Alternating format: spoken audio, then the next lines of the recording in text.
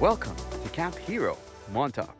The U.S. Army commissioned Camp Hero back in 1942. And the reason it was commissioned was as a anti-German naval unit. Later on, during the Cold War, the place was handed over to the Air Force as an Air Force base where they monitored air traffic. They also had a whole array of guns here that were put in place very specifically as the last line of defense against Russian bombers.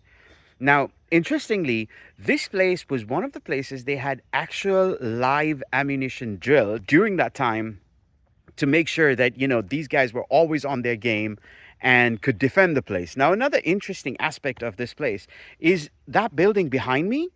Now, that looks like a church. And although it looks like a church, that building was actually their main monitoring center.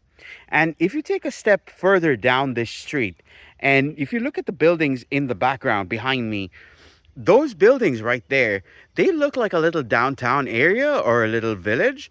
There's actually a gymnasium and a couple of other buildings there. These buildings were used to house the airmen who worked here, but they were also specially designed to not look like a Air Force installation.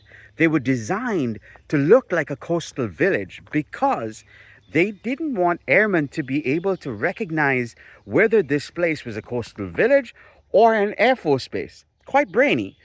But then they also installed the point of interest, which is this.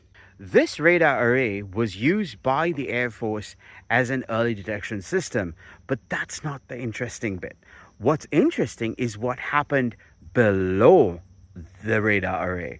Now, it's believed that below that building is a whole elaborate system of underground laboratories and underground research facilities.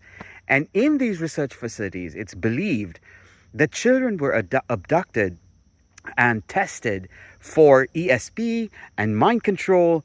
And the idea was that they were trying to use these children to access other dimensions and see if that's possible.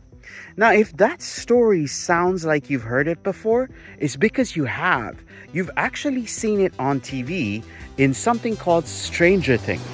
Stranger Things was actually inspired by the Montauk Project that supposedly happened right here. Now, what's interesting is that this place is really, really beautiful. There's some absolutely fabulous hikes around here. There's some interesting things to look at and see. And irrespective of whether you actually believe the story or not, it is quite an amazing place to visit. I'll tell you this though, I'm here right now, it's around 8:45 in the night, and the sun is setting, there's still a little bit of light out, and I am probably one of the last people here. There definitely is a little bit of a weird feeling. But for now, I gotta go because park rangers are gonna be coming around and they're definitely not gonna want to see me here. So I will leave you with the question.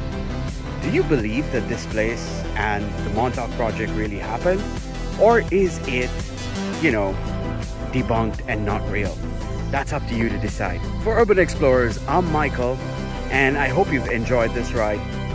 If you've enjoyed watching us, please like, share, and subscribe, and I will catch you on our next adventure together. Have a good one. Bye.